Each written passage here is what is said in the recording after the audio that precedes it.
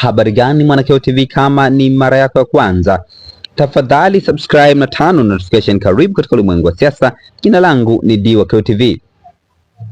Kutokana na ripoti ya CAG, yani mkaguzi mkuu wa serikali, ameweza kuibua madudu mengi au maovu mengi ambayo yanafanyika katika taasisi mbalimbali, hasa ubadhirifu mkubwa katika taasisi za umma.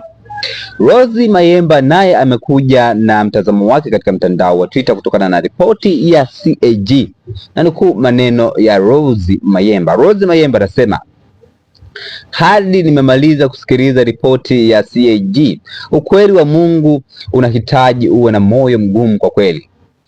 Tangu juzi nasikiliza kidogo, naacha kwa hasira, baadaye najiambia mwenyewe, Rose, unapaswa kusikiliza kila kitu, unachokipenda au usichokipenda. Hakuna upuuzi ulio upuuzi mtupu. Basi kwa ajili hiyo nimejitia moyo mpaka mwisho.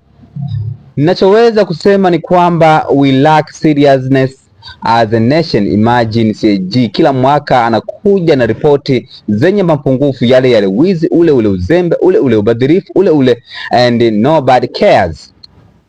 Ingekuwa ni mataifa mengine yaliyo serious tangu juzi, hatungekuwa tunasikia habari za watu wanajiuzuru na wengine kuchukuliwa hatua mbalimbali za sheria kwa ajili kwa nchi ambazo wako brutal zaidi kama China, Vietnam na kadhalika. Tungesikia watu wakikabiliwa na hukumu za vifo kwa rushwa na matumizi mabaya ya kifedha za umma.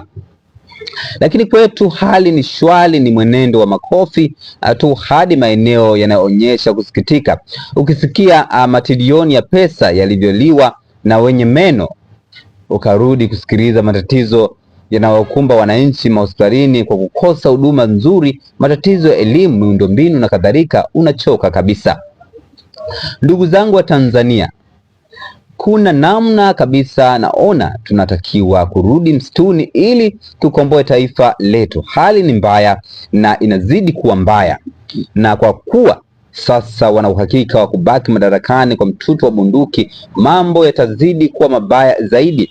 Leo nimeona mfumuko wa bei ya mafuta, nikacheka na kuhuzunika moyoni mwangu.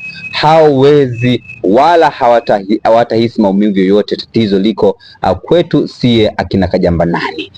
Assalamu alaikum. Ameandika hayo maneno Rose Mayemba kwa hisia kweli katika mtandao wa Twitter kutokana na ubadhilifu mkubwa ambao unaendelea katika taasisi mbalimbali za umma, lakini pia hatua ambazo wezi hao au wabadhilifu hao wanachukuliwa.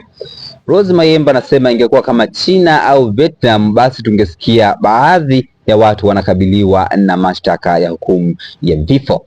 Una maoni gani kwa hichi ambacho ameandika Rose Mayemba? Tafadhali shusha maoni yako katika sehemu ya comment section. Jina langu Diwakeo TV, tunakutujua katika masuala ya kisiasa. Bye bye.